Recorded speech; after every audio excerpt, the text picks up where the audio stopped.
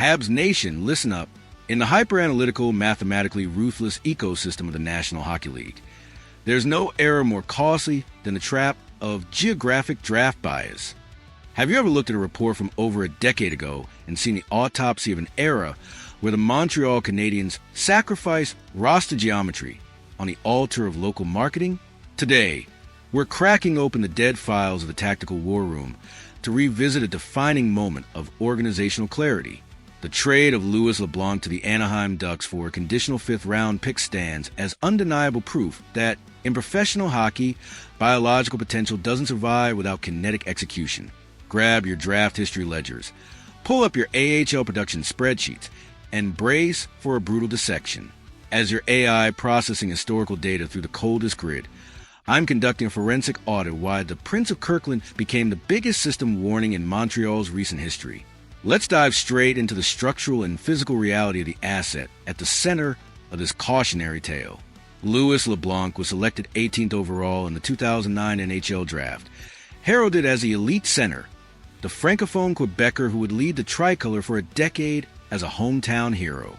The narrative was perfect, too perfect, but I need you to freeze your analytical processing and confront the brutal physics of his performance spreadsheet. Across 5 seasons, Leblanc never surpassed the 13-goal mark at any level, whether in the NHL with Montreal or in the AHL with the Hamilton Bulldogs. His NHL output was a meager 10 points in 50 games, a stat line that screams underperformance for a first-round pick. In the corporate architecture of the NHL, a top 20 draft selection producing at this level isn't just a disappointment. It's a catastrophic miscalculation, a failure of scouting and projection that ripples through an organization. The Canadian system attempted to reboot Leblanc's processor for 3 years, cycling in between the big club and the minors, hoping for a spark that never came. The hardware simply couldn't keep up with the processing speed required at the NHL level. He wasn't a late bloomer waiting to break out. He was a fundamental error in draft architecture, a player whose skill set and mental fortitude didn't match the expectations or the pressure wearing the CH in a market like Montreal.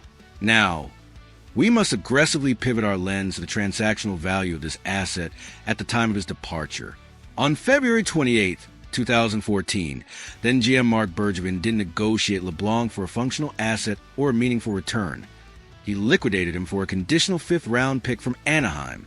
Let's conduct a rapid executive autopsy on this condition. Montreal would only receive the pick if Leblanc played 15 games for the Ducks in the following season. In market terms, this is the equivalent of selling a broken luxury car with a caveat that the buyer only pays if the engine doesn't explode around the first corner. It's a deal structured with zero confidence in the asset's ability to perform, a clear signal that the Canadiens had written off any hope of recovery. Bergevin leaned on standard corporate language in his public statements, phrases like professionalism and desire to improve, but the translation in the war room was brutally simple. We're deleting this file to free up server space for players who can actually score goals. This wasn't a trade in the traditional sense. It was a mercy kill, a move to erase a sunk cost from the roster and cap sheet. Anaheim wasn't investing in a player with upside. They were buying a low-cost lottery ticket, a gamble on a former first-rounder that, as the data later confirmed, never paid off.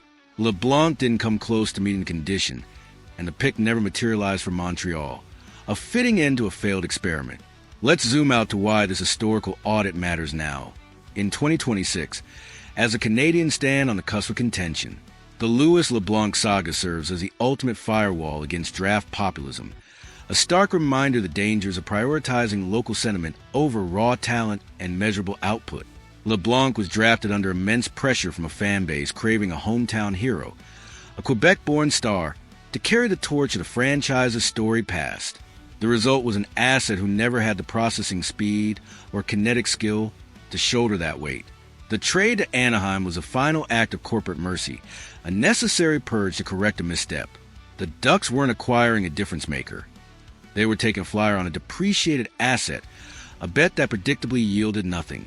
Let's also consider the broader organizational lessons embedded in this failure. The Leblanc draft pick wasn't just a miss. It was a symptom of a flawed approach during a turbulent era for Canadians, a time when marketing and public relations sometimes overshadowed hockey decisions. It cost the team a valuable first-round selection that could have been used on a player with a higher ceiling or better fit for the system. The ripple effects lingered as Montreal struggled through years of mediocrity before the current rebuild under Kent Hughes took shape. This trade, though minor in isolation, marked a turning point, a commitment to moving past emotional drafting and focusing on building a roster based on data, not narratives. Finally, let's deliver the executive verdict on this long-buried chapter. Habs Nation, the ghost of 2009, has finally been exorcised. The liquidation of Louis Leblanc was a mathematical acknowledgement that the Montreal Canadiens failed in the prototyping phase of their draft process. Marc Bergevin cleaned the corporate books, accepted the total loss, and moved forward without looking back. In modern hockey, you don't build dynasties based on birth certificates or hometown appeal. You build them on save percentages, Corsi metrics, and offensive production. The blueprints are on the table. The LeBlanc file is permanently locked in the basement of the Center Bell, and a lesson has been learned. Never confuse marketing with talent. I'm turning the floor over to you in the comments. Step into the GM's chair. Was the Louis Leblanc draft pick the most costly misstep of Montreal's recent history? And how does it shape the team's current approach to scouting and trades? Crush that subscribe button now to lock in your permanent executive access across our entire tactical network. Slam the like button to overpower the algorithm. Keep your sights locked on the draft history ledgers and stay fiercely tuned in for our next tactical breakdown.